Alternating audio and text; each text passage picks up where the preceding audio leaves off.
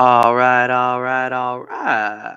Welcome back to another exciting episode of the HHC podcast. I am your host, Jacob Moreno, and I'm here with my brothers Chris and Juan.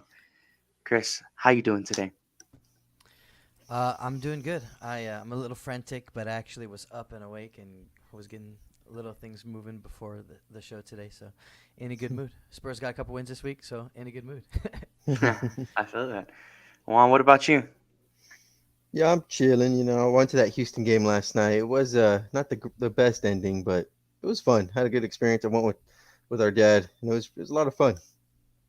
Nice. For sure. No, uh, we'll definitely get into a lot of talks about that. And real quick, in terms of my week, I just started working out, so I'm sore. I'm trying to get through those pains, but getting up and sitting down has been a pain these last couple of days for myself. But getting up and sitting down, I like that. Very rudimentary. But you know, either way, I have to come to you guys as the HHC host, and we all have to come to you guys as a group to stream every Sunday at the 10 a.m.s to all three platforms of Facebook, YouTube, and Twitch, all of which that you can see us go live at our set time of the 10 a.m.s.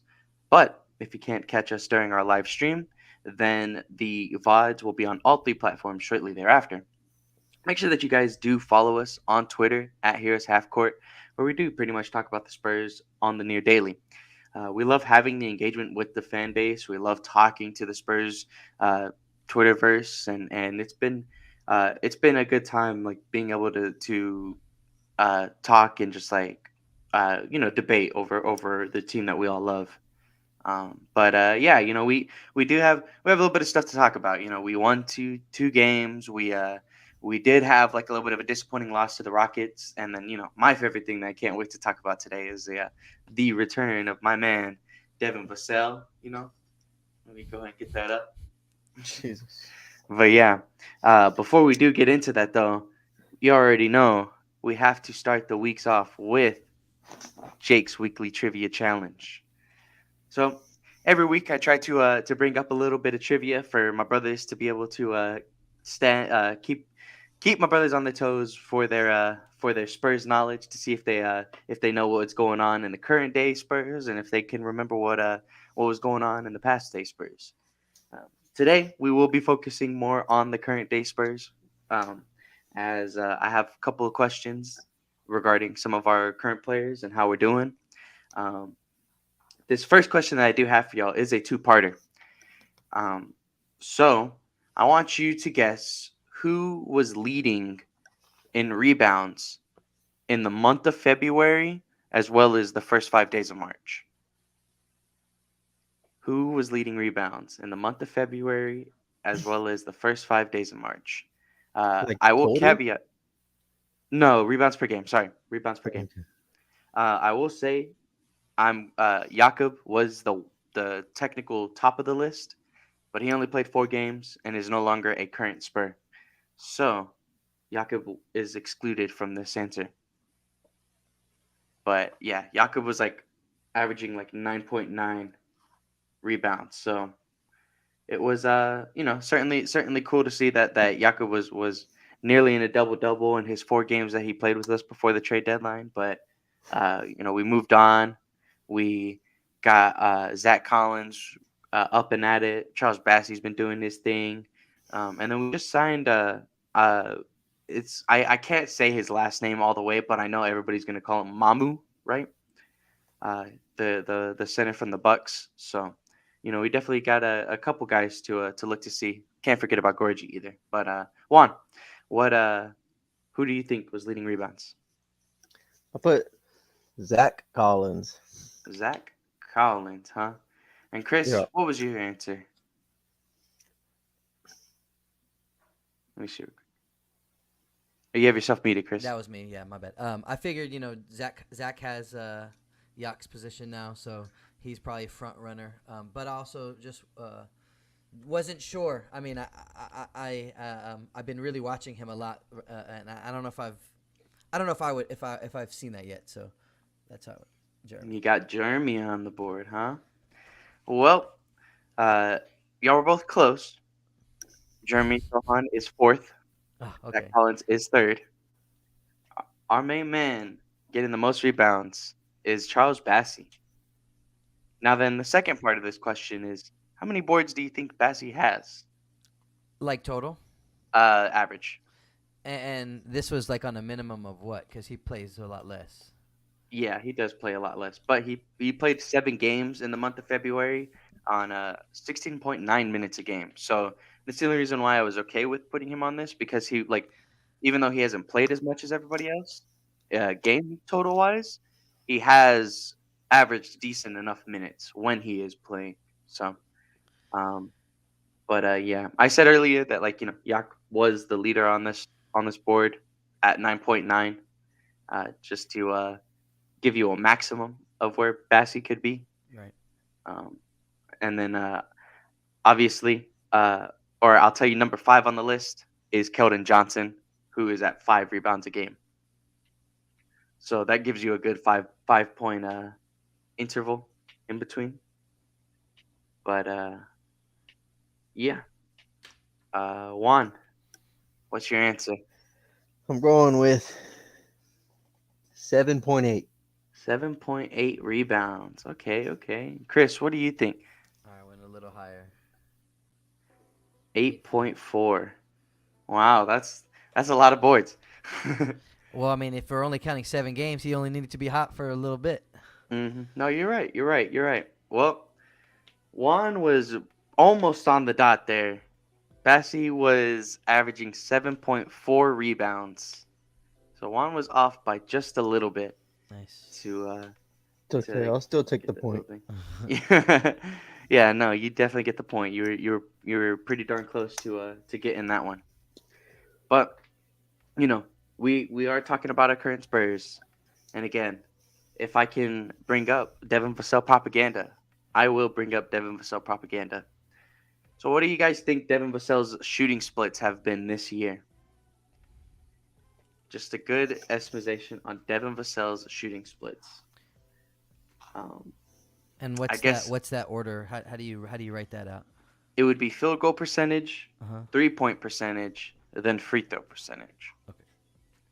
Um, Now, while they are doing that, I'll go ahead and look at our stats here. Um, Devin Vassell, and it's interesting because we only have we do have a couple players that haven't gotten a lot of minutes, um, and then we do have players that have gotten good minutes and just are shooting like decently well. But right now, Devin Vassell is like 12th on our board when it comes to field goal percentage. Um, and again, this is counting everybody who's played for us. So like Stanley Johnson's on this list, Alize Johnson's on this list, Jakob's still on the list, and then like our new pickup Mamu is currently shooting 100% from the field because of his one game that he shot 2 buckets and scored both those buckets. And they're actually 3 pointers too, so that's nice.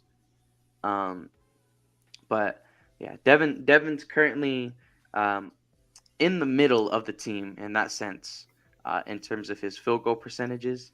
Um, he just came back from his injury, and he looked really good in his first game. But in only 30 games played total, like there's not a lot that like I guess he can be up and down, and it can really affect like his numbers pretty well. So, but yeah, Chris, what do you think Devin Vassell's shooting splits are? All right. These are all guesses. 48, Okay, 39, 89. 89, 48, 39, 89. Okay, 0.6. okay. So round it Right, to right, right. just to show that I'm on the high side of all these. Now, Juan, what do you think? I said 45, 37, 78. Okay, okay. So again, Juan was almost That's pretty good. there. Juan was almost there right there. Juan, what was your thought process in your answer? Exactly like you said. He's a volume guy. He throws up a lot of shots. Mm-hmm. Um, and definitely for the free throw percentage, I'm upset with his like. I hate when he misses free throws. I feel like he should be like the best free throw shooter on our team, and he doesn't. And I always feel like I see him like around that 80% and lower. So There you go. Yeah. Wow. So Honestly, he's been missing so much. It's like I'm drawing back to nothing in my head. You know what I mean? yeah, no, I mean, that's a cool, that's a good thought process in terms of where like the mindset is for Devin, because he is averaging 44.8, so pretty much 45 percent. And then yeah, we're both underestimating his shooting. He is a 40% 3-point shooter on the dot. oh wow. I said So 39.6. oh, okay. That So rounds. so you were close. You were close. And then Juan, he is a 79.3% free throw shooter. Damn it. So Juan Yeah. was really close right there, and I think I'll give him at least that point for having two out Do of you those have three. on hand who our best free throw shooter is? Is it Trey? Yeah, I got you. Let me look at that real quick. Our best free throw, it technically is Dominic Barlow, but it's Trey. Because Dominic Barlow only attempts zero point 0.8 free throws a game and makes zero point 0.7 of them. Uh, and then Trey is attempted 2.4 and makes 2.1. So Trey's at 89.1. Okay. Devontae Graham is excuse me. Devontae Graham is our second current Spur, and he's at 83. So it's kind of a big drop off. It really does drop off from Trey to Devontae, and then Kata at 80, Gorgie is at 83, and then Devin at 79. So like we don't really have a Yeah, lot of good free throw shooting. we do need Devin to be way higher on that list. Yeah. Yeah. Well, I think it's a perfect little segue to go into our main topics for today, which is again the thing that I'm most excited about, the thing that I was super happy to see, and that was the return of Devin Vassell. Devin only had one game, but in that one game, he told me that he was the best Spur on this team, and there's no one better than him at the moment. This is coming off an injury. I believe that Devin Vassell has been he like literally again like came back from that injury. No Keldon, no Malachi, or no, there was Malachi, right? Um, Yeah. Yep. Malachi was just like questionable at first, but no, for sure no Keldon. Trey was coming back, but like again, you're not expecting both Devin and Trey to feel comfortable in this first game, and so then to see Devin like do his thing and just like get to his spots, feel comfortable like right off the start of the game, like it was something that I was just super happy to see, because even though he didn't get to play in the fourth, like that, like I feel like him and his buckets through like his timely buckets through the night, like literally are what kept us like going and kept the momentum flowing for our entire team. Because once Devin did get off, then like we had like Malachi that was like kind of doing his thing as well, and Jeremy out there um, scoring crazy buckets. So it was certainly an exciting game for me when it came to seeing how Devin Vassell did. But Chris, I'd like to hear some of your thoughts on his game.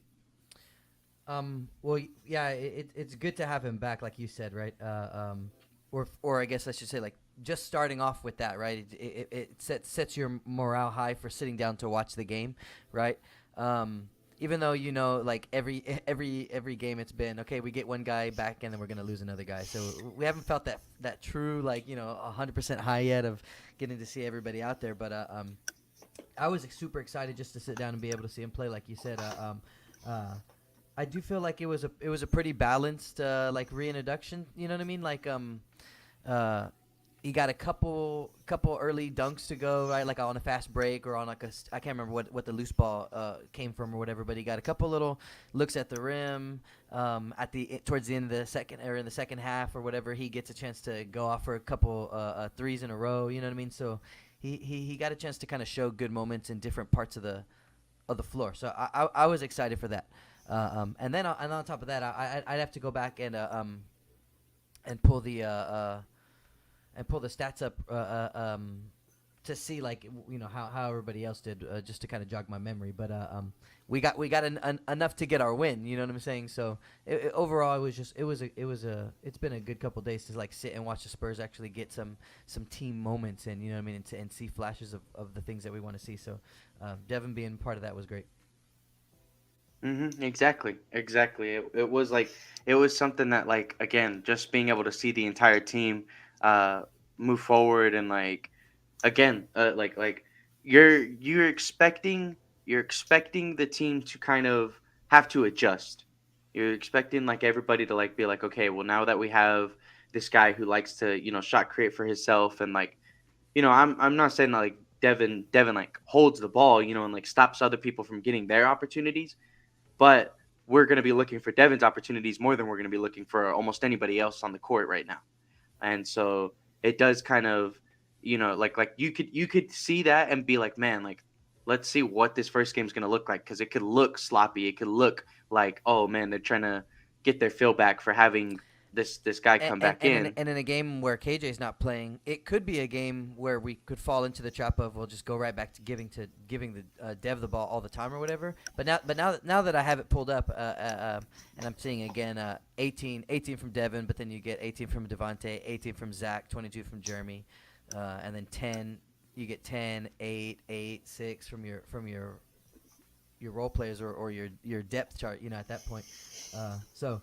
We didn't do that. You know what I mean? We were able to let him come back and get shine, but also support him, and that's that's what we're gonna need to see in the future. So yeah, it was a great time. Exactly, exactly.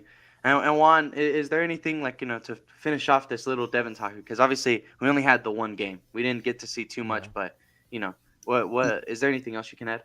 Yeah, I mean, he certainly got his shots off. He took like 15 shots in like 20 minutes or whatever. Like he let it fly. And it was kind of like the same old Devin where it's just like letting it fly above the break. Like I almost forgot about that. Like that was his.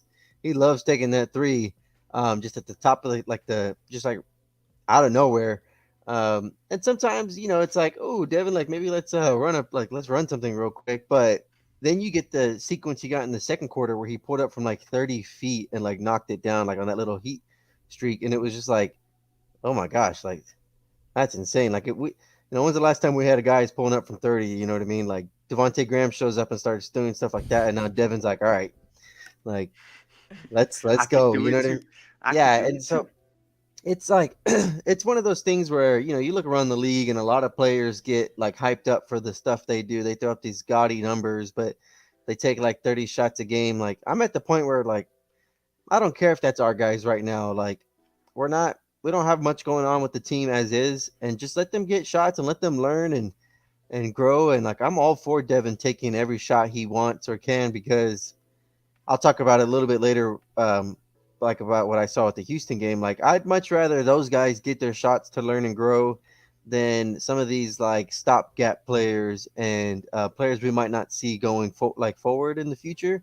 And so I do think like it's important for Devin to take shots. And like what Chris said is like Malachi and Jeremy also scored decently well in that game, and it was just like a complete little game. You play defense, and you stopped the pace. I know they didn't have Tyrese Halliburton, um, so that was cool because it was like we're missing Keldon, they're missing Halliburton. Yeah. You know what I mean? And And somebody on Twitter, take that for what it is, was mentioning how like Buddy Hield had suggested that they weren't really trying that hard, and it did kind of look a little bit like that. But that's a you problem, you know what I mean? Like we can't yeah, control how focused you're gonna be or how whatever you're gonna be. So, it was good to see our guys go out there and compete. And I just looked right now and because we're looking at the stats, right? So his field goal percentage was 53%, which is whatever his 3-point percentage, that 28.6. That's how you end up with those low numbers, right? It's because yeah, you start to you hit one, you hit two, then you start to take those other ones, and maybe you miss two more along the way or whatever. And then free throw percentage, he didn't shoot a single free throw that game. I was like, whoa, that's the one that kind of it jumped out to me on that. yeah. But other than like the entire game, like I'm just happy to see Devin out there, to finish the game. And then obviously they rested him immediately the next game, Hmm. against Houston. And so like it's gonna be like a slow burner, like what Chris said. You get one guy back, you lose another. Like it's just That's just how it's been all year. So you take what you can, and the Devin Vassell hype train is hopefully it finishes out strong in the to end the year. Hopefully he has another couple of games where he lets it fly. Exactly. Exactly. No, and he's been like it's been nice seeing him like take the three ball like you're saying, but man, like I agree with Josh when he would say that like he feels like Devin is like a really good finisher. He just doesn't like to take it to the rim all the time. And like there's that one highlight play where that man like just like completely like shifted and like moved his whole body around to like make the layup look as clean as it could. And that's Yeah. the kind of stuff for me where I'm like, man, like if Devin can become like a full 3 level scorer like that, like there's nothing that I'm gonna be like And upset I about. think some of that is just growing. Like look at the way Keldon looks right now compared to like driving to the basket now compared to how he looked a year ago, 2 years ago. You know what I mean? Some of that is just going to be like the IQ and like the learning in situations, and Devin realizing like he can take it.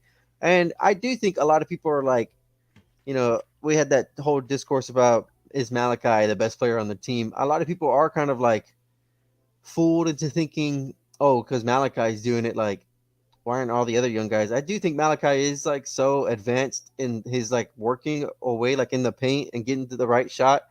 Like, I do think like Keldon and Devin can learn a thing or two from the shot selection and the way Malachi gets to his spots. Because it's like, yeah, Devin and Keldon are capable of taking those same exact shots or attacking the basket the same way.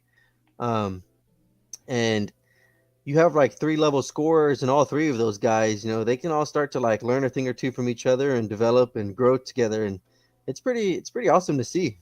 Yeah, and Hmm. and we're gonna see more. Hopefully, we're gonna see more opportunities for Dev to get to the rim when when you got a shooter like Malachi waiting on the outside that makes defenses have to change. How they're gonna deal with that, right? Same thing with Graham or whatever. So we'll see. Hopefully, we get a couple chances to see like what Dev can do as a primary ball handler with a few weapons on the outside. You know what I mean to change it up. So it'll be cool. Exactly. Well, the return of Devin Vassell did come from like or at least it happened during our little 2 game win streak, and that to me it is a pretty big deal that we did get our 2 game win streak against what was it, the Pacers and then the Jazz, right? Yep. And so it was nice to see us be able to get 2 wins whenever we just came off of one of our biggest losing streaks. I mean, the biggest losing streak of all time in Spurs history.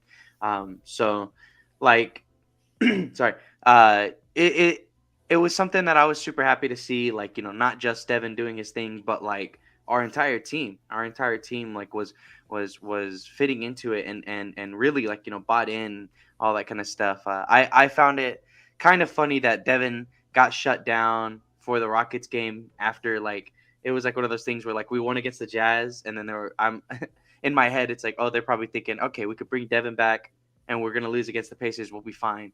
But then we win against the Pacers, so then we're like, all right, we got to shut down everybody now. We can't we Yeah. can't we can't win another game. Yeah, for but sure. uh but those are all just jokes. I'm not necessarily like advocating for tanking or anything like that. But yeah, like, it was something that it was nice to see. Like no matter who was on the court in those 2 games, everybody was putting in their work to contribute to the W of the night. So Juan, is there anything from these 2 games that you really like seeing? The Utah game I thought was a good like bounce back from the way we you know let that game go. The first, because it was back to back games against Utah. First game they came back and beat us and destroyed us in the fourth quarter. So I felt like the second game was a little like fun, like to go right back at them, and our guys responded, and you could tell Keldon was tired of losing. Like he's probably been tired, but the way he closed that game out and the emotion he was showing, it felt like to me. And this might just be a total misread or whatever. Probably might not be fair, but to me, it felt like he was the only one that excited to win, or like he let it all out. The way the game ended, he scored like the last 3 or 4 buckets for us, on that little like sprained ankle that sat him out against Indiana and Houston. He like landed awkward, but still finished the game. And it was just really awesome to see. Like he was so excited and so like emotional to get that win against Utah, and that to me was like that meant everything.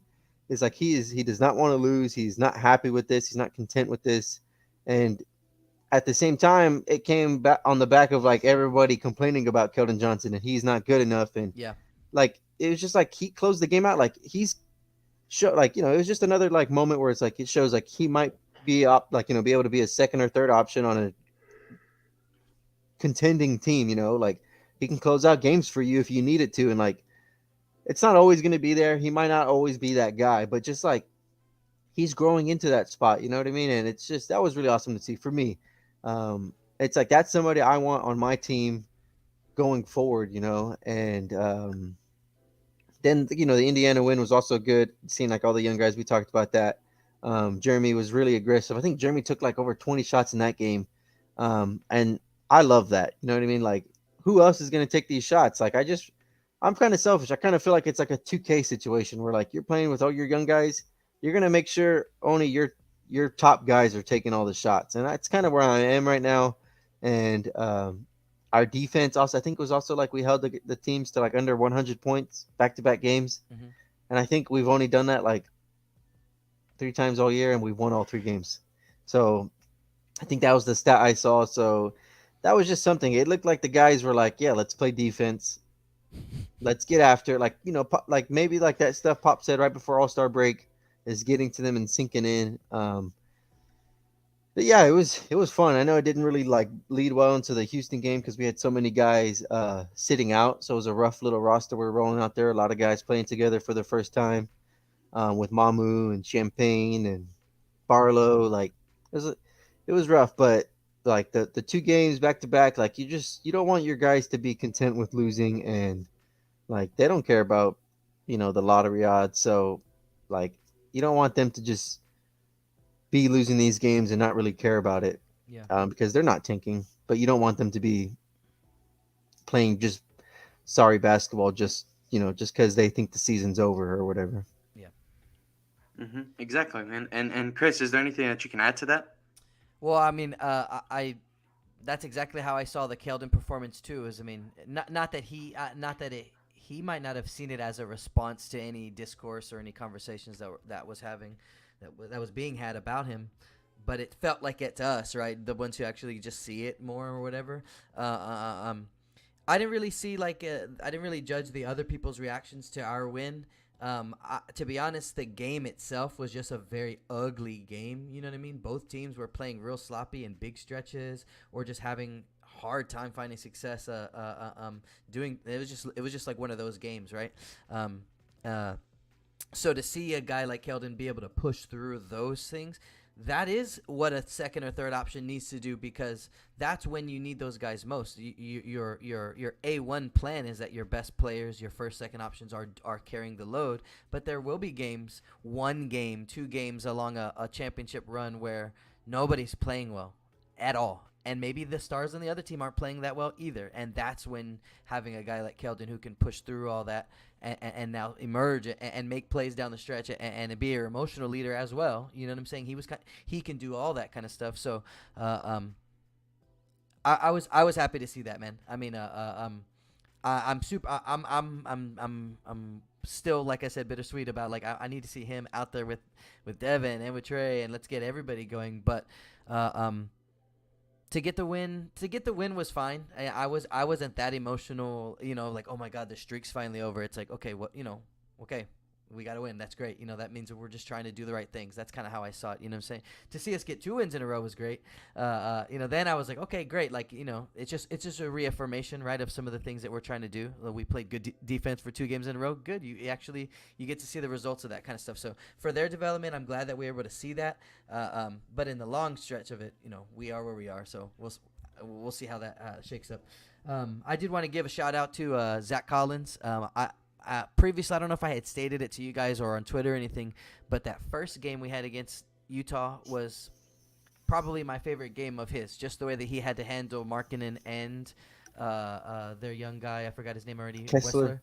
Kessler. I said Wessler.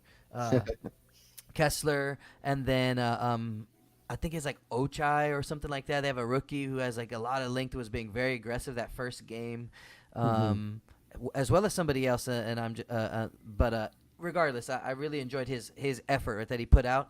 And then the second game comes and he responds pretty much the same way. Marketing goes off for like 28 or whatever, but I don't put really that on like a Zach Collins.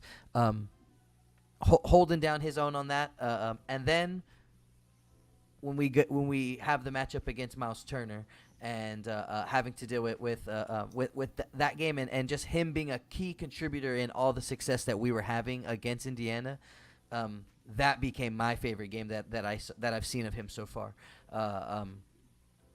Never did it feel like he was all the things that I've said about him, right? Where he's like a little bit out of position, a little bit too slow, a little bit too small.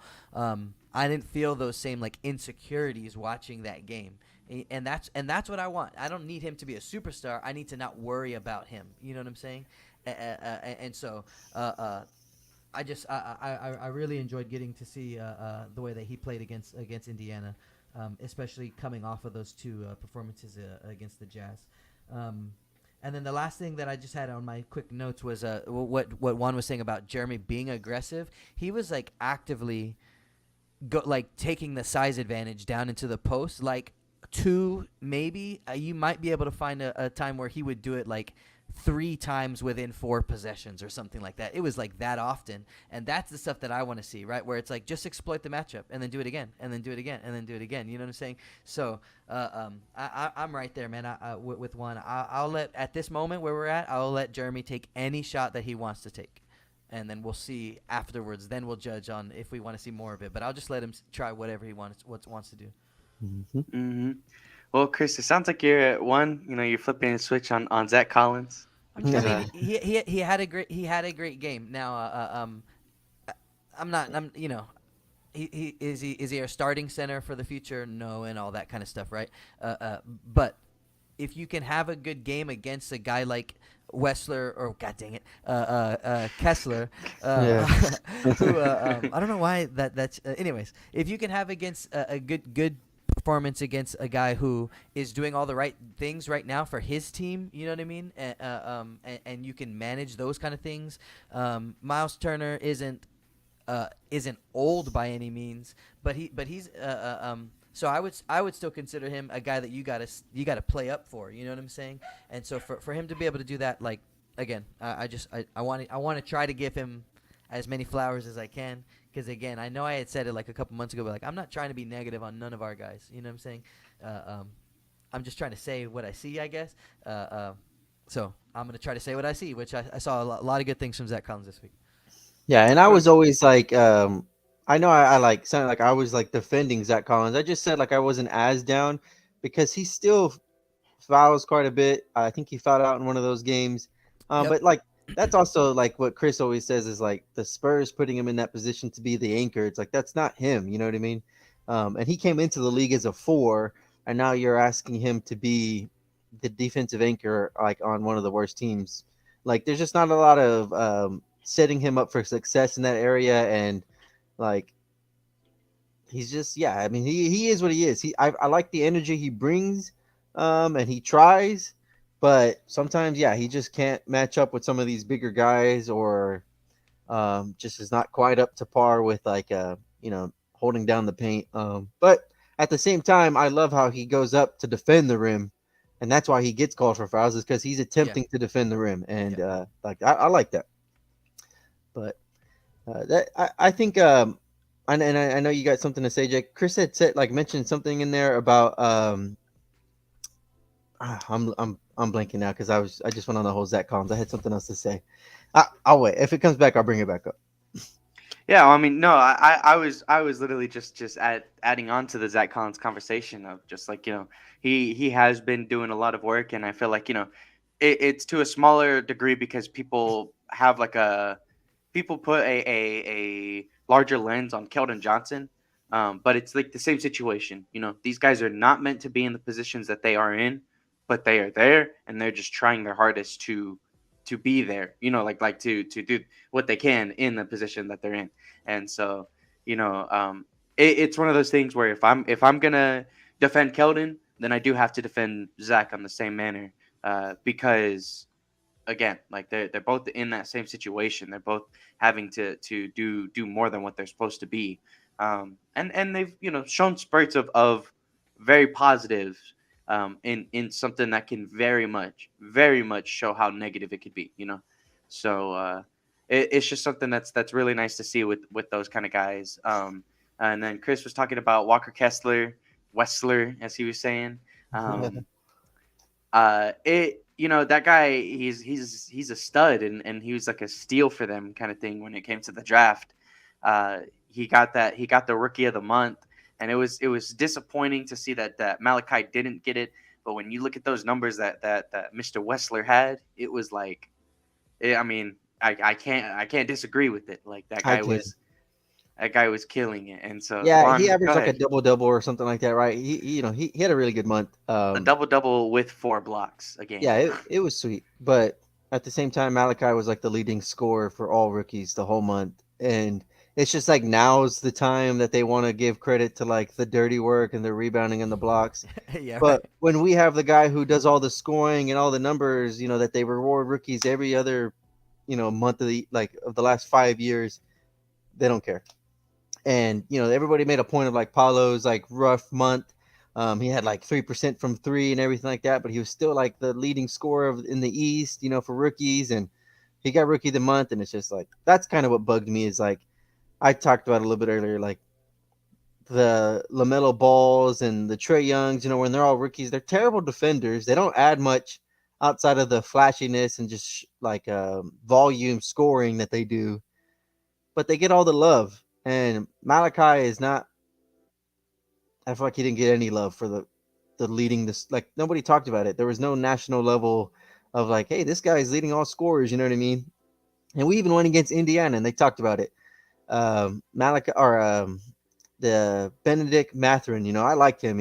I wanted him to fall to us at 9. He's averaging like 17 points a game on the year or whatever, but like in the month of February, he was like down to like 13 or 14.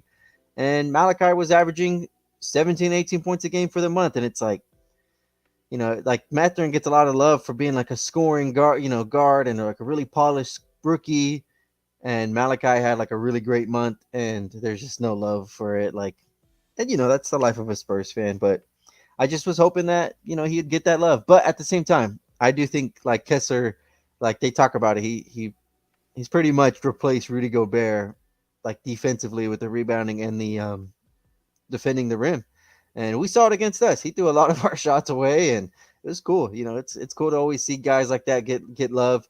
It's just like I want love for the Spurs. At the expense of the Spurs. Why? Yeah. No, I agree. I agree. Again, sorry. It is one of those things where I was advocating for Malachi all month. Once Juan like started like talking about like his production and everything, like around halfway, like a little bit before All-Star break, I was like, dang, he does have like he's a really good chance at getting Rookie of the Month. And I was super excited to be able to see Malachi on an NBA.com like Twitter post or whatever. So like it was something that I was just like, Yep. I was disappointed that I didn't get to see it. But Chris, I know you do have to get out of here soon. So before you do leave, is there any last thoughts or anything like that? Going from the Spurs into what next week looks like, into what this week looked like. Let me take a look real quick. So we got our back-to-back against Houston completing today, and then not another game until the 10th on Friday. What the heck am I supposed to do all week? Yeah, I know. So I mean, we'll see. We'll see how that goes. In terms of us, playing against Houston, we'll see if we get a win or not, and how that's going to affect our seeding and all that. I know there's a big discussion that's going to be ramping up, or that's already ramped up now, about like us losing games to finish the year versus how many games Houston's going to lose versus Detroit versus Charlotte, right? And so there's going to be stuff to talk about when it comes to like the race to the bottom. I don't care too much about it. It's like if we win, if we're playing the right way and we get a win, like that's okay.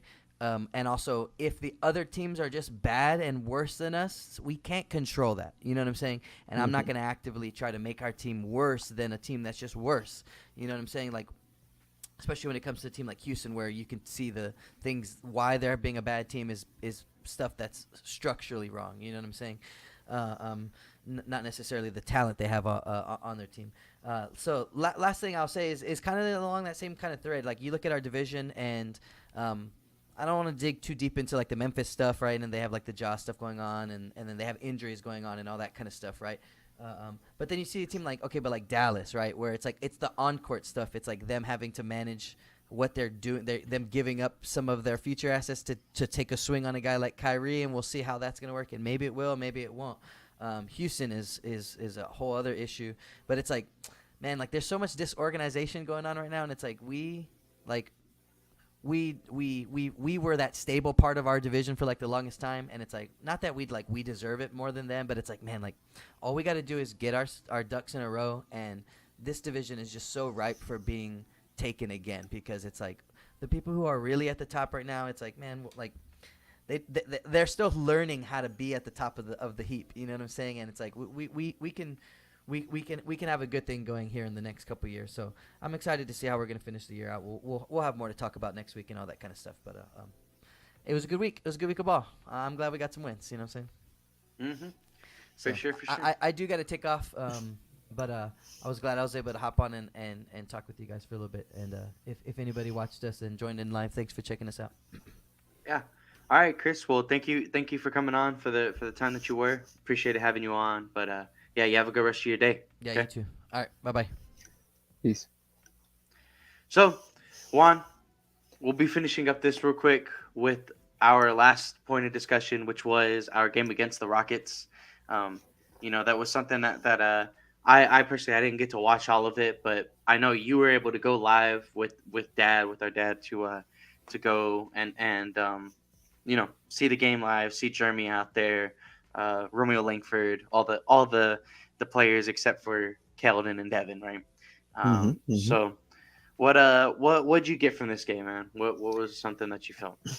Well, obviously it was a rough game.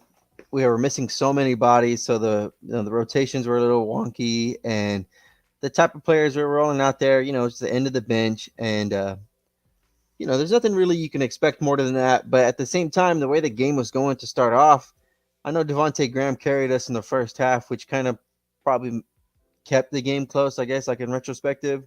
But like Houston just did not impress me at all. They had Jalen Green, Jabari Smith, and Kevin Porter, and like none of those guys stood out like, oh, these guys are just like better than our guys. You know what I mean? And so that's why it was frustrating to see the game play out. It felt like we were just turning the ball over a lot. We gave them so many like fast break buckets. And I know it probably like disappointed me or made it like worse to watch because I was there live and I wanted to see the Spurs win like while I'm there. So like the mistakes kind of probably meant a little bit more, like it hurt like to see them a little bit more. But like as the game went on, I just kept like started to get this feeling, especially like when Devontae Graham stopped taking shots, and it was just like, okay, well if Devontae's not taking the shots, why isn't Jeremy like running the offense every play? And I didn't know at the time like if I was more disappointed in Jeremy not being aggressive and taking the charge and taking the point, because it felt like at times he was. He made like a couple of plays in a row where it's just like, okay, good. Like he's starting to realize. I think he I don't remember the first play, but I remember he like scored, or either got to the line or whatever. The next play he came down, a guy went under the screen and he just let it fly from three and like knocked it down. And I told Dad, I was like, look, he understands like he has to take the charge in this game. Like we don't have a lot of bodies, and he's got to be the guy. And it just didn't quite like materialize the way I was hoping. I joked about it pregame. I talked about it on the podcast last week. I said Jeremy's going for 30 against the Rockets. That didn't happen. And then I joked about it pregame. I was just like, all right, all these guys are missing. Now's the time. Like he can take 30 shots a game or tonight. I don't care if it takes him 30 shots to get to 30 points. Like I'd much rather him take all the shots. We talked about it on the podcast. and it was just frustrating. There were times where like I would like look, he would like make the right play, and like it's like what we said, like you're not asking much of all the lower end guys, but like Barlow would just not finish the play or like wouldn't know what to do with the ball, or Champagne would catch it and like let it fly. And it's just like Jeremy was making a lot of the right plays. It's just like the surrounding cast around him just wasn't quite up to it. And I'm not gonna like blame or do whatever, but it just like Jeremy last night was just not at the point where he could elevate those around him or make do with like the guys around him. And at the same time, he wasn't aggressive enough for finding his shot where he could get his own shot with like the little the lack of spacing. You know what I mean? It was just a rough game for Jeremy, and I was just really hoping he would just take charge. Um, I know I feel like I'm saying that a lot. That's just kind of my feeling is like I wanted him to just take every shot. I wanted it to be him. I was tired of him not touching the ball at all. The ball would like, would stick to somebody's hands, and then it would finally swing to Kata Bates, and Kata would throw up a three. And it was just, I would just be like, bro, like, can we just get the ball to Jeremy and either like let him like run a pick and roll or let him post up and let something come out of, his decision making instead of just like him standing off in the corner and nothing happening. That's just kind of my feeling on the game. It was just a lot of everybody taking shots. He only took 13 shots on the game. And we talked about that Indiana game where there was Malachi and Devin, Zach Collins, like he still managed to take 25 shots in that game. Like that's what I was hoping for this game. I wanted him to take all the shots. I didn't even care if we won or lost as long as he was getting like those opportunities. And I felt like through that it'll elevate the team through his decision making and through his shot making. And it just didn't happen. When you look at the box score, there wasn't really one guy who stood out with like taking the most shots. Devontae Graham took 15 shots. 12 of those were three. He hit, I think he was like 20 points in the first half. He finished with 29 or 28 on the game. Sohan took 13. Zach Collins took 14. Kata took 9. Trey Jones took 9. That was the starting lineup. Bassey off the bench, 7 for 8. But like, it just felt like there could have been more opportunity for Jeremy to just take over and be the guy. And that might be a little bit selfish for me, like as a fan. I was there. We didn't get to see Devin and Keldon and Malachi. So it just felt like now's the time for Jeremy to do this. But it also felt like coming off the Indiana game when he was like, he showed that aggressiveness. He was attacking the rim every time against Miles Turner. He was getting blocked, but he wasn't afraid. And it just didn't. I was just hoping that would continue, and it just kind of bummed me out a little bit because um, there was just a lot of turnovers, a lot of mental mistakes by the Spurs. I haven't even really seen the replay, but like I saw Jeremy like rip his like there was a turnover and Jeremy just ripped his jersey like straight down the middle, and I was like, man, I was like, see, he's frustrated, like he wants to that's all I felt was like he's not happy with this, and it still never really translated into like fixing like the problem. We turned it all the way over to the end, and Houston got a lot of fast break points on us and just like easy buckets off of those turnovers, and that was pretty much the game in my eyes. But yeah, that was pretty much my thoughts. I know it's just like a little bit of like a long-winded rant on that, but I'm hoping for a way better performance tonight. I don't know if they've announced yet. As far as right now, like 11 o'clock in the morning, Sunday, they've announced who's out for tonight's game. But like if it's the same thing, if like Devin's not playing or Keldon's not playing, Malachi's back is still tight, then I would really love to see Jeremy just be aggressive, like take every shot, because it's like what we talked about. Like I can live with his decision making and what comes from that, and I believe in his growth, and he'll learn from it. And I hate to be like that, but I take it over a Kata Bates, Euro step from the 3-point line, like those type of shot attempts, or the Dominic Barlow's like forcing up shots, because like I would just much rather see Jeremy take those shots. I agree with that. I do. I feel like I was probably one of the biggest advocates for that kind of stuff. Uh, like way back when, it was like a thing where,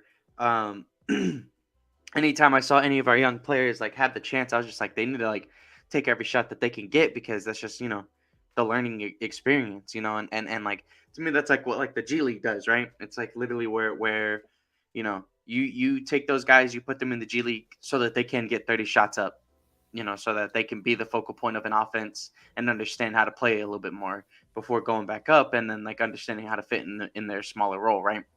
Um, Mhm.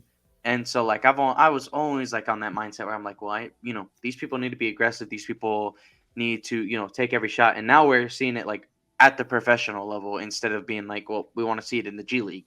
So Mhm. it's like one of those things where uh it really is. Chris said Juan's mild manner rants. So yeah, I mean, I get it. Like I mean, it is something that like it can be frustrating at times to see, and you know in a game against the Rockets too. Like you like for me, I feel like the most bad blood that I have with the division rival with the way that I grew up, it's against the Rockets. You know, Mhm. I I saw us on the tail end of beating the Grizzlies. The Pelicans were never a threat, and then the Mavericks, same thing. Like they just weren't like tail end. They broke my heart in 2014 in the first game of the playoffs, and then ever since then we just you know we took them out, right? So like it was always the Rockets. The Rockets were always the team that I was just like, man, I want to beat these guys. I don't care. I don't care what this does to our standings. I don't care how good they are at the time, how bad we are at the time. I want us to beat the Rockets every single game we play them because I do not like the Rockets. And so it's something that like, you see a loss, you're just like like you can't like you just want to like there's a lot of frustration that builds up because you're just like there's a lot that you are thinking about and talking about when it comes to just like these type of games. And that's like the good thing too is that like when you don't have Keldon, you don't have Malachi, you don't have Devin, sometimes you feel like there's not a lot to bring to the table to in the game, to like positively impact the future, right? And so you're just like, well, this game could be meaningless. But then you think about it and you're like, oh, well, you didn't see Jeremy be aggressive, and you're like, you need to see him kind of do this stuff, and that's kind of where you get your takeaways. When in a game where Jeremy was in there by himself with nobody else, none of our 20-point per game scorers playing that night, what could he do? And it wasn't a lot. It wasn't a lot. So then like what does he have to do to adjust to it? And then what can the team do to put him in a better position? So Yeah. it's certainly a lot of things that can come from those kind of losses that like even though it's so disappointing to see, like at least you can find something out of it. And I do agree that like Jeremy being aggressive is got to be like part one of adjusting. So I didn't see any injury reports or anything like that for the from the Spurs or on ESPN or anything like that to see if all three of our guys are back. But I guess we'll see later today. They play against the Rockets today at 6 o'clock. So I'll definitely be tuning in. I'll definitely be making sure that I can catch this one. Um, I tried watching the other one last night, and I like started like the first quarter, but it was like with the Rockets commentators, and I wasn't Oh. even able to like focus on it. I was just like, I don't want to watch this anymore. So um, I kind of tuned out, like had it on, but wasn't like tuning into it. Like I wasn't necessarily listening to it because I Yeah. don't like the Rockets commentators either. So And the Rockets. I guess another thing that kind of like frustrated me was like the Rockets have Jabari Smith, who was the third pick this year. He only took 7 shots. They had Jalen Green, the number 2 pick a year ago. He took 13 shots. Sangoon took 9 shots. Like in a game where it felt like nobody was dominating the ball. Nobody took like just the dominant, workload or whatever. I was just hoping that like Sohan could impose his will or like maybe like be the best player on the court. And probably Sangoon's the most talented guy out of all those guys out there. He's got a lot of knack to his game. But even to me, he played like a sloppy game. He was turning the ball over. He was posting up and just like doing some wonky stuff. And it just felt like, the Rockets have all that talent over there. And I know we talk about like their structure and everything, but like none of those guys wowed me. You know what I mean? None of them blew me away. And so that's why it bummed me out because I wanted Jeremy to blow me away. I wanted Jeremy to freaking pop out off the court and be like, I'm the best player on the court right now. and it didn't really show. Devontae Graham had his like stretch in the first half, so I know Jeremy deferred to that a lot because Devontae had it going, and Jeremy's stat line was 14 points, 6 rebounds, and 1 assist. And I don't like to like harp on the box score too much. Um, I felt like he made a lot of good passes and just like not a lot of you know finishes on the other end of those passes. Um, and the 1 assist he got, I know, is just like literally like after like 2 drives to the back, like in one possession, drive to the basket, dump it off to somebody. That didn't work out. Got right back to Jeremy. He drove to the basket again, dumped it right back off to Charles Bassey, and then that one dunked. Like it was like stuff like that where it's like he would drop it off and then nothing would happen out of it. Um, but at the same time, I felt like he just had his like a double double the other night against the Pacers, like 20 and 10. Like I would have loved to see Jeremy like crash the boards. You know what I mean? Get 10 rebounds, get another double double, get to 20 and 10 again. Like impose your will somehow. And that's just me as a fan. I was there. It's probably another like that's probably a big reason why. Like I like it. It struck me a little bit harder because I wanted to see it in person. I was so excited, and it's my expectation. So tonight against Houston, hopefully we can show that again. Our guys can some pop off against yeah, Jeremy has another shot tonight. Hopefully our guys can show like we have more talent. I talked to Dad with this a little bit. Uh just blows me away that they have the number 3 pick, the number 2 pick. Everybody raves about Sengun, how good he is, and it's just like I don't know. They just don't wow you like that, and their talented, sure, I guess. Like I even got a notification mid game of like Jalen Green windmill dunk, and it was like just like a fast break off a turnover, and it's like they get the highlights or stuff like that. But like the same way I felt like Jeremy didn't really like impose his will. Jalen Green finished 12 points on 6 of 13 shooting, and Jeremy Sohan was 14 points on 5 of 13 shooting. Like that's what the game was. Jabari Smith Jr., the third pick, who I was really high on. I thought was going to be the first pick in the draft. I wanted us to have the lottery gods bless us and jump up so we could draft Jabari Smith. That's who I wanted this year coming out of college and everything. And he kind of felt like non-existent. He hit like he had 5 of 7 shooting, good percentage. It didn't feel like he was like there. He was just hitting like open shots, and that was it. Like he just was like he never really imposed his will. And I don't want that to be Jeremy. You know what I mean? I don't want him to just be like a side piece on like and you're like, oh, he scored 10 points today. I didn't realize. I don't want that to be Jeremy. Yeah, no, I agree. And on that little thing about Jabari, like it's kind of been showing that like he's kind of been a little like underwhelming. And by kinda I mean like, as a third pick in the draft, like you're saying, he hasn't made like the impact that you would want somebody of that caliber to be. Did I say third? Was he? No, yeah, he was three, right?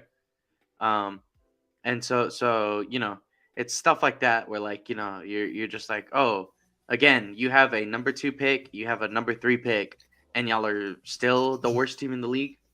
Like what happened? What are you doing to not build around 2 top 3 picks in on your team and win?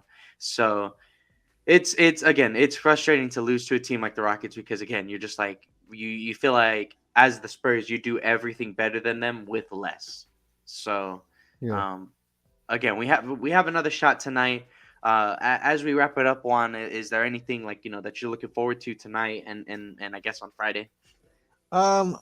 Well, if we get our bodies back, I like I was just talking with Dad last night. I was like, oh my god, like if we had Devin and Keldon, like this would not be a game right now because like Houston just is not good at all. And you say like with less, I don't know. Uh, I don't know about that right now. Like the way the talent is right now, I don't think their guys are that good. And like, But in my opinion, it's like one of those things where a guy like Keldon had to take those 4 years to become who he is right now. And Jalen Green is already in that same level in only year two, you know?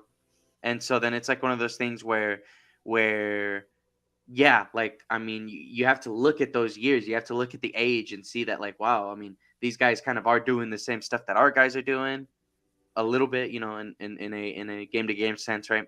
Um, like they are doing a little bit of what we're doing with younger players, so they do have more talent. I mean, you can't like it's hard to argue that they don't have more talent when they do have two top three picks and they have a quote unquote steal of a draft in Alperen Sengun, and even the Tari Eason guy. Like he was supposed to go in the range that we were gonna draft Jeremy, and he ended up falling to the Rockets in the mid draft. So, Yeah. um, I don't things know. like that. It's just like you could look at it one for one this year. Jeremy Sohan for Jabari Smith.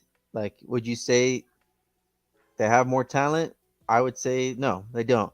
And Devin Vassell is what, year 3, Hmm. and Jalen Green's year 2, and I feel like, I mean, uh, the Jalen Green kid shoots like 40% from the field. Like that's like early 2000 stuff, where like a guy shoots 40%, and you're like, he's a good scorer. It's like, no, that's not the NBA nowadays. Like Devin's only 1 year older, and we did not pick top 3, top 2 pick to get that guy, and you know what I mean. Like, I don't know. I'm just at the point where I'm tired of hearing like that excuse of like, Houston has more talent. I just think they're not as talented, and their structure is bad Yeah. because, like you brought up Keldon, but Devin's our shooting guard, and that's their shooting guard, and that's year 3 to year 2. Um, I don't know. I mean, that's just how I see it. Sengun, everybody raves about him. He's good. He's also a bad defender as well. Like there's like a lot of other things, and I don't know. It's just a little. It's a little. I'm just tired of hearing that excuse of saying like, "Oh, San Antonio does more with less." It's like, or maybe our guys are good. We've seen Jakob go to Toronto, and with the numbers he's No, throwing up, we see and Derek White go to Boston, exactly. and I everybody loves Boston. Dejounte just had his career high in Atlanta. I guess the only one we missed on is Lonnie. but That's sad. even and That's tough. even then though, Lonnie is still being. I would say that like given the right opportunity, Lonnie's still going to look productive. He looked great at the beginning of the year for the Lakers, and it's a shame that right now like he's not in their rotation.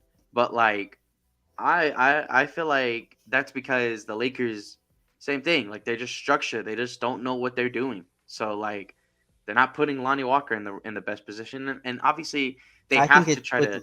with Lonnie, it's the same thing it's always been. It's the consistency thing. He sometimes he looks awesome, and it's like a fall off. You'd much rather have a guy average 5 points, and then every now and then, oh, he'll give you 12 points, than a guy who gives you 12 points and then gives you zero or one or two. It's like, you got to have at least something, and Mm, that's how I always felt with Lonnie on their team. Is like the same way we talk about, like impacting the game in other ways. Like if it's not your night, if you're not scoring and everything like that, Lonnie was the guy, or like I said, like, oh, geez, like is Lonnie's on the court, or Lonnie played 15 minutes tonight? Like I didn't notice. You know what I mean? Like that's the type of stuff like with I don't see like with our guys on our team right now. Like they all provide something, and it's like I don't know. That's just my whole little bit. I'm tired of hearing like San Antonio does more with less.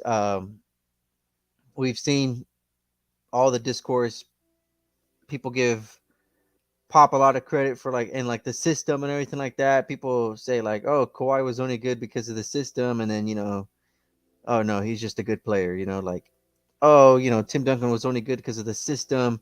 Oh no, he was just a really great player because the system's just always been there. The system is the system, yes, and it's like, yes, it's not our fault. We don't let guys take 30-foot 3-point step back shots and waste possessions.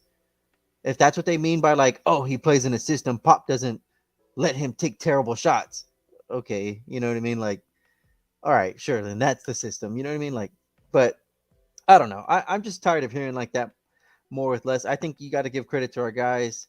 Yes, nobody's a superstar right now, and we didn't have a superstar on those teams that kept making the play in. And DeMar was good, but we never quite got over the hump to just make the playoffs consistently like that first year against when we went against Denver in the playoffs. You know what I mean? Like, yeah, um, our guys, they're all good pieces. Nobody's quite the superstar. And then like you see, like we go against other bad teams like Detroit, and and now Houston. Like, I just want to give credit to our guys. Like, we got just as talented guys, and they weren't picked, 1, 2, 3, or 5. Like 1, 2, 3, 4, 5. But I don't know. That's just another little mini rant. No, I mean it's cool. It's again like we you can tell that we are passionate about our team and that like we care a lot. It's nothing that we're not coming onto this podcast to just be like let's just talk about some guys and not care about them and just worry about Wembenyama and Scoot next year. Like no, like we care about everybody on this team. We want everybody to succeed. I was really sad when Isaiah Roby got waived earlier this week. Yeah, I me was I too. was really sad by that especially because we still have Gorgie Dang on this team, and again, I know he's a good presence, but like we decided to keep Gorgie over Isaiah Roby, and I was just like, what? Like this is the decision we made, you know? Well, Gorgie's the vet. I was upset. I know we, pretty much wrapping up. I was upset with letting go of Isaiah Roby because I thought I wanted to get into the rotation. Like every time I was like, all right, let's get Roby, let's get Roby. There is something obviously there that just I don't know. Didn't Maybe click, it just didn't didn't click. click. Maybe he didn't pay attention in practice or whatever the case. Because I mean, Pop. I mean, we never played the guy, and Never. just let him go. And I felt like he was talented and he was hit like he Hmm. could space the floor and he could do stuff, attack the rim. There was just something that just didn't click. And I was very disappointed with that because that's who I wanted to see. I wanted to put at like the backup 4 position. And And I always felt like it was like another Trey Lyles situation because again, like Trey's obviously, I don't know. I don't think he's as good as like Isaiah Roby is, but like, he's right now he's a backup 4/backup 5 on a playoff contending Kings team. yeah. So like he's doing his thing. Same thing with Metsu also. I had to watch the game the other night. They're killer. I like them both, man. But either way, Trey did the same thing, man. Like I was so sad that like the way that Trey went out with the Spurs because his first year with us, you could see it. You saw all the flashes of what this guy could do for us, and I was Mm-hmm. so excited. I was just like, man, like let's. I cannot wait to see this guy like continue to play with us in a more developed role and continue to like work on his game and stuff. And then like he ended up like being a little bit more ball dominant in the next year, and that's like what like kind of dropped his numbers. So I was like, well, all right, so that's not for him. But then all of a sudden we're just not playing him. We're just dropping him out of Yeah. the role, and it was just like, what are we doing? Like he can still play. He's still good. We're just not playing him anymore. And then by that third year, he's just not even playing first at all. Not in our rotation. Then I was just like, this is unfortunate. This is sad. And then Yeah. again, I, he I, just he I felt the same way. And I felt like Isaiah, I just, yeah, it just was something like off the court, like that he just was not, or like something that like led to it that was just like he just didn't get the playing time. And we let that man go. I don't know. That one kind of I'm gonna be bummed out about. I don't harp too much on like the Spurs decisions or the stuff like that because a lot of people were mad. We just let Lonnie walk and we replaced him with Malachi and look how that worked out. You know what I mean? Like I'm gonna like trust in the process for now. We picked at that Mamu. I don't know how to say his last name either. It's a pretty cool little name. I don't want to like botch it, but it's like Mamu Kelashvili. Um, he you called him a center earlier. He was playing with a lot of big men on the court as well, which that might be on the just like because like due the due to how rotation. many how many Yeah, players that we had for the rotations yeah. because I remember one of the last games I watched had both Barlow and Zach out there at one point. And Hmm. I was like that's interesting. I don't know if I'd ever want to see this, but like Yeah, we had a okay. lot of lineups like that against last night against Houston. But yeah, he hit that Mamu. He hit a couple of 3 pointers, and they look decent. Like they look good. He had a like nice little shot, and to see what he could provide. But at the same time, I thought Isaiah Roby also could space the floor. Do the exact So, same things, right? No, it is what but it is. It is clearly what it they is. like this guy. They really wanted him as soon as he got dropped. Right? Didn't it just recently happen that Yeah, Milwaukee like let him it was go? like he got dropped, and then I think like the day after we picked him up. So Yeah. So he's only 23 years old. So He's young. He's young enough to fit with the core for a year or two. We'll see what happens, or And if then we even bring him back next year. I think they said he like we have the 53rd and the 54th pick on our team right now from 2018 because I think it's like him and Bassey. Oh, really? Yeah, I think they're in the same draft pick, like one right after the other. So Okay. that was pretty cool. But yeah, as we wrap up, For every Chemezi Met 2 second round pick that we let go, we pick up a Bassi from another team or a exactly. Mamu, and there'll be a piece on our team. No, and exactly. I mean, like again, as we wrap up, I think that we like there's so many players, so many picks that we've had that like come and go that like it's interesting to think about because again like we had Metu for a couple years, he didn't do anything for us. We chose Drew Banks over him, We and did then choose Drew Banks over him. and I, then he went to the Kings, and from there he just stayed in that system. I was surprised because of how the Kings organization was. I was surprised how he was able to develop. But like it was good. It's a good thing. I'm glad that he was able to kind of find his role with them. So, but yeah, as we wrap it up, we come to you guys every Sunday at the 10 a.m.s on Facebook, YouTube, and Twitch. Sorry, yeah, and Twitch. All three of them, we do go live at that 10 a.m. But if you can't catch us when we do our live streams, the VODs will be on all three platforms shortly thereafter. Make sure that you do follow us on at Heroes Half Court on Twitter, at Heroes Half Court, where we do talk about the Spurs on the new daily. We love talking to the Spurs Twitter base, and we also, I will say, just quick thing, like we don't advocate for harassment or anything like that of any sorts. There was some stuff that was happening over the last like week, um, that shouldn't be happening at all. We're better than that as a community. We do not need to be, um, in a sense, we don't need to be like harassing people for their sexuality, for anything of that manner, anything that like people in their personal rights like do. So like that's something that I saw over the course of the week, and again, I just want to come out to just say like that's something that us as Spurs fans, that's something that we do not, that is not a thing that we enjoy to look at. That's something that we don't like to see, and we're we're we're supportive of everybody and everything. So, but with that being said, Juan, is there anything that you're good to finish up on? uh, I got the cool cup last night. Finally went to a game. How was First that? game. How was that? I know you took Dad, like you and Dad went. So how did Dad feel about that? It was fun. Just a lot of old head talk from the both of us. I'm pretty much of a curmudgeon myself. I'm only 24. Um, and so just like, talking back about, Dad was like telling me about all the stories of his dad taking him to games and going with his brothers to some games around the area in San Antonio, and just kind of like being able to spend time with him and talk to him about the Spurs. And the Mario Ellie was the guest of the game, so he like told me a couple of stories about Mario Ellie and how he came over from the Rockets to help us win a championship in '99. So that was cool. It's just like Dad got to experience the game. It's the first time he's been to one in a couple of years.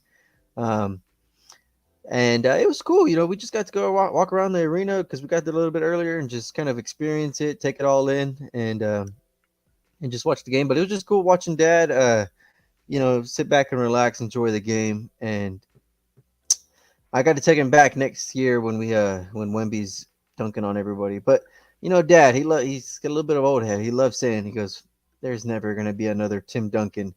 And so like just the idea that we're gonna be saved by a prospect next year, he doesn't believe it. He does not. He does not entertain the idea. But I don't want to like ask him like, well, how did you feel going from David like to Timmy? Like that was two number one picks that are generational. So I haven't quite got there to that point yet to challenge him on that. But I love his thought process where he's like, "There's not going to be another Tim Duncan." He's like, what are we expecting here?" And I'm just like, "All right." I was like, "You're right. You're right." But yeah, it was just fun. And like I said, I got this. So it was just a cool little 50th Spurs thing. That's awesome. we've been to the Spurs games over the course of the last couple of years. We bring home the cups and whatnot. It's my first game of the season to finally go. I'm gonna try to go to maybe one or two more before the season ends, so I can get a good look at Malachi and Devin and Keldon. But yeah, it was fun. It was cool, and like you said, let's hope the young guys can show out tonight and grow and learn, and let's see what happens. Hmm. Exactly, exactly. So, with that being said, guys, hope everybody has a wonderful Sunday. Tune into Oh, the Spurs shout game. out Yeah. shout out to my buddy PJ. He got me the tickets to that game for a graduation present for so that was sweet. Shout out to Paul Harron, There you go. future president 2036. Yeah, I love his Twitter, man. He does some good stuff on there. Yeah. But yeah, alrighty then, y'all. I hope everybody has a wonderful Sunday. Again, go watch the Spurs game tonight. Go catch some Spurs. Watch some, enjoy some. Even if it ends up in a loss, there's always going to be something good to come out of it. But yeah, with that being said, I hope everybody has a wonderful day, and we are out. Peace.